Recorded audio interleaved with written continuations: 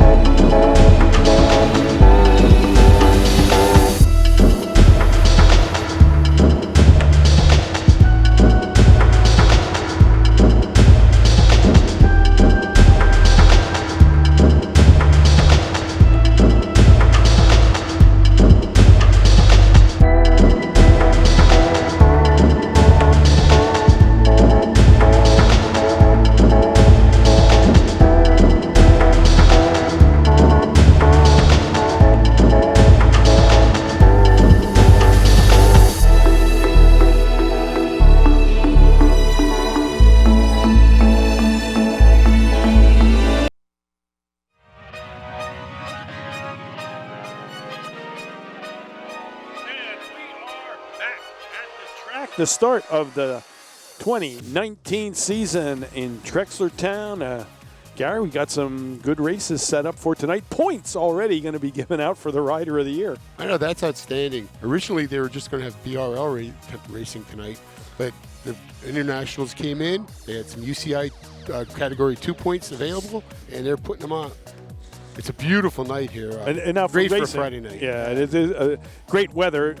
The jinx might be over. I don't want to say anything too early. It's the first week.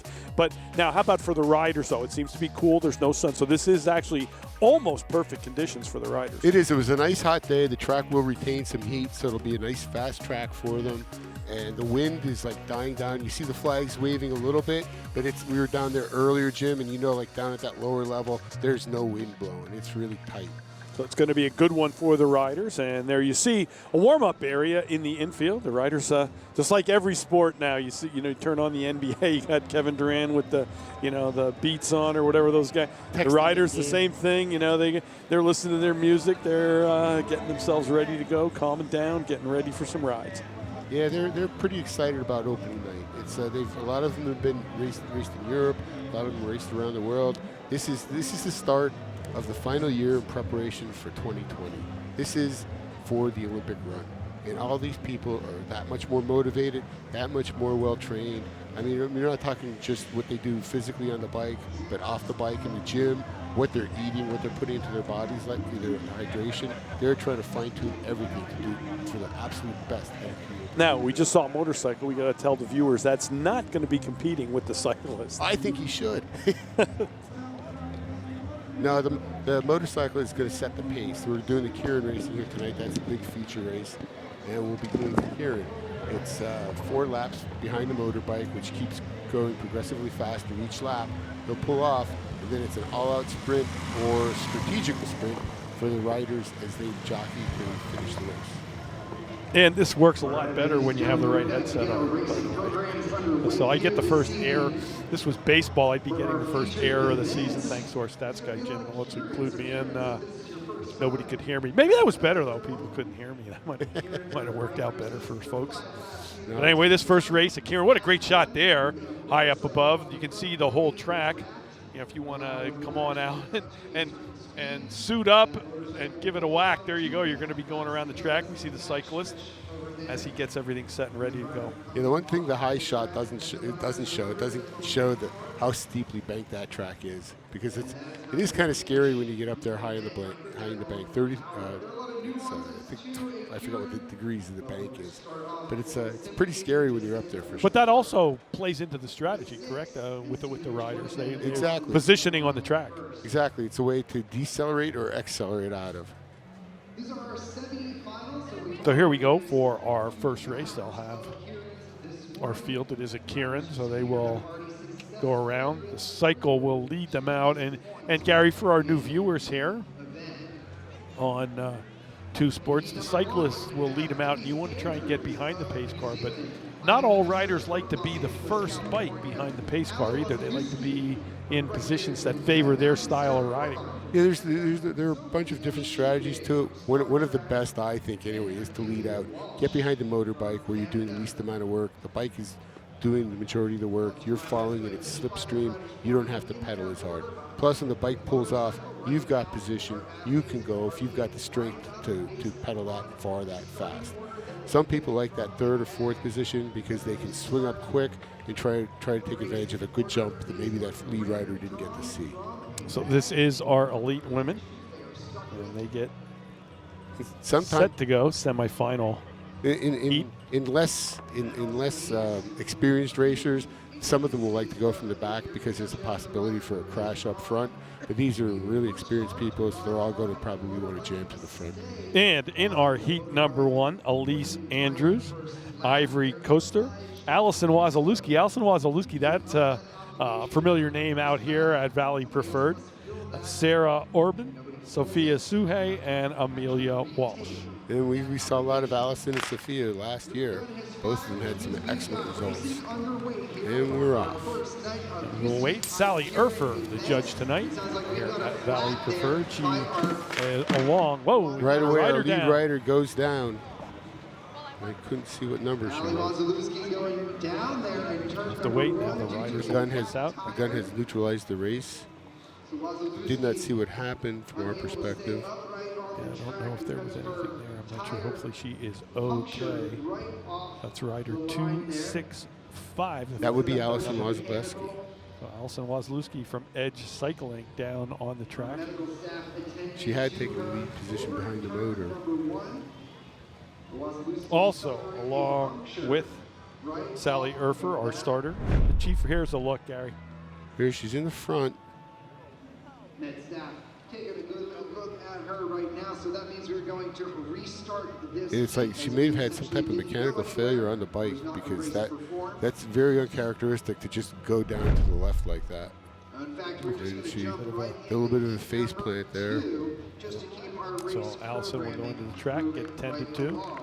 But she's walking. She's walking. She looks more emotionally shaken than physically beaten. So. Yeah, the first race of the year, tough for that to happen. Hopefully we'll see her back racing. And with Sally Urfer, as we get another nice shot of the track from high up above, we have Chris Peace is the chief referee. Zach Mano is the judge referee. Deb Schiff is the secretary. Ellen Dorsey is the chief judge. Kim Margolis is the assistant judge. And our referees for tonight's races are Dave Underhill and Mike McClendon. And those, Gary, familiar names. Sally Urfer's been here. It seems like she came in on the last shipment when they put Valley Preferred together. When they brought the Mayflower here, Sally was there. No, we're just joking, Sally. But it's a very experienced crew, that's for sure. It looks like they're going to go, Gary. Now, will they bump Heat 2 here and get Heat 2 started, and then give the Heat 1? They'll just switch the positioning, perhaps. It appears that they're doing that. They're giving the girls a break, maybe to see if Allison can recover quickly and get her out there. But it doesn't look like Heat 2 is getting ready to come up here. The Heat 1 riders are going off the track. Now, here you go. This is interesting for me. Safety paramount, of course, helmets. One thing I noticed when I came tonight, the cones and the red line at the bump spot in the infield. You know, they have just to let the riders know they're coming to a spot that's not, you know, I thought that was a pretty good warning so that you're not coming off a race and maybe not thinking. Right. And you'll see that and go, okay, I gotta remember to kind of. Right. With a little speed, with reliving why you went out, Right. with, reliving the end of the race. So I And think you that can was see great. the little bump. Well, we didn't have a camera, but when the motor went over it, there Yep. was a nice little bump there for the motorcycle. Right, So. so I like to see that stuff, that small stuff that maybe people think, they're not concerned about it, but definitely. Yeah, I don't believe Taken that bump care was of. there last year. Right. So that probably with the wet spring, the freaky winter we've had. Wet spring? Where have you been? Jim Millis was hoping for some more rainouts for his Boston Red Sox early on, but they seem to have rebounded pretty well. Here we go. It is. It looks like they heat number 2, so we better give you those riders that are out there on the track. That's Mandy Marquardt, Kelsey 7. Mitchell, Lorianne Geist, Tess Young, Marcy Bardman, and Janelle Pareto. So this is pretty much USA, Canada, and New Zealand. We got 3 USA riders, Marquardt, Bardman, and Prieto, and 2 Canadian riders, in Mitchell and Gnest, and then the New Zealander and Tess Young.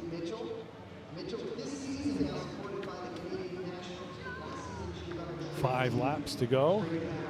See if they get the gun on good to go. Nice and calm in the pace line here.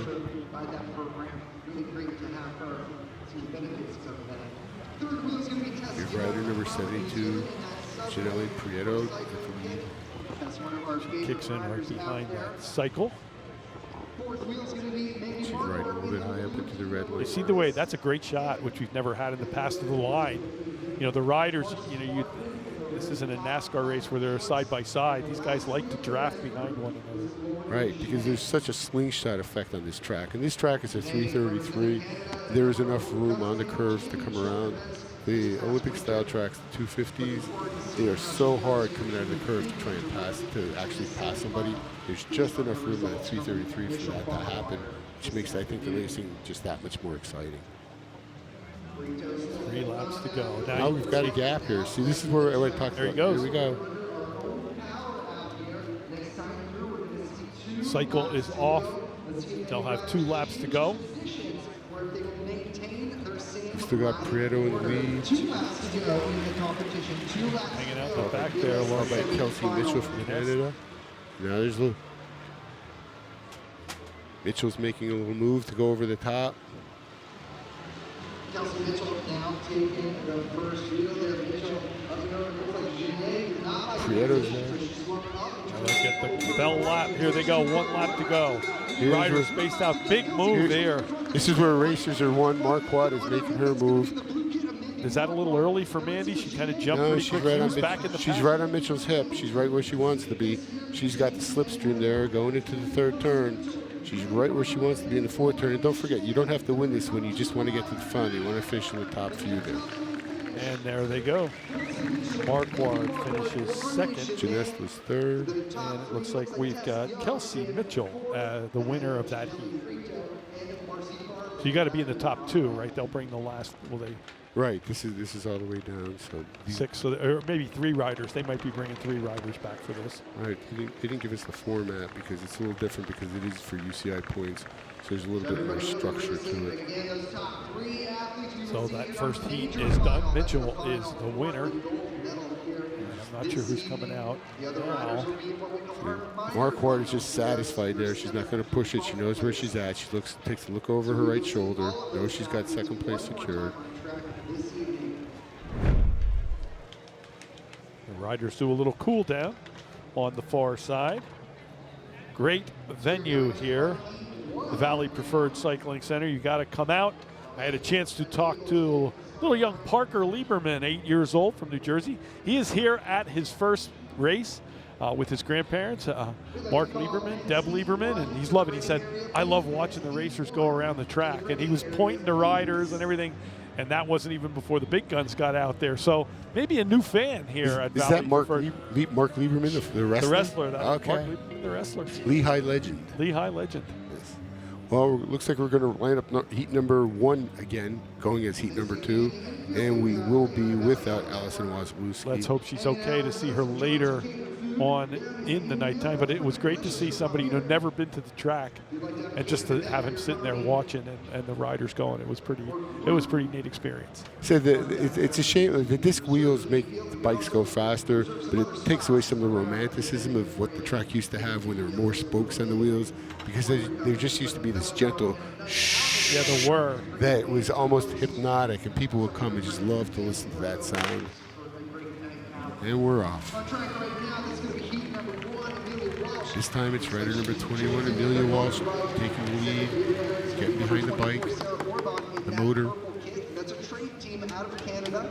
Third wheel is going to be the young Miss Sophia Schuhe. So that helps. That's an advantage a little bit to hear the riders in the first heat, because it'll be 3 out of the 5 instead of 3 out of 6. Yep. A little bit better positioning for the. Andrews, a 3-time. 4 laps to go. And Gary, I'm not sure, for our new viewers too, the cycle does speed up with each lap, correct? Correct. It becomes a noticeceable speed change. Right. They basically ease their way into the speed of the sprint. The motor slows, and the bikes can't pass the motor while they're being paced. Otherwise, it's a fault, and they have to restart.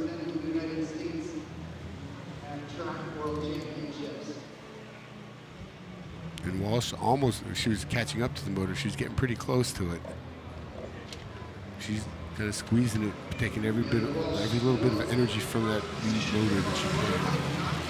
Well, being followed tightly by number 24, Sarah Orban from Canada. A lot of Canadians in the field tonight. So it's Canadians 1 and 2, Toronto 1-0. 1-0. Hey, that's Stanley Cup.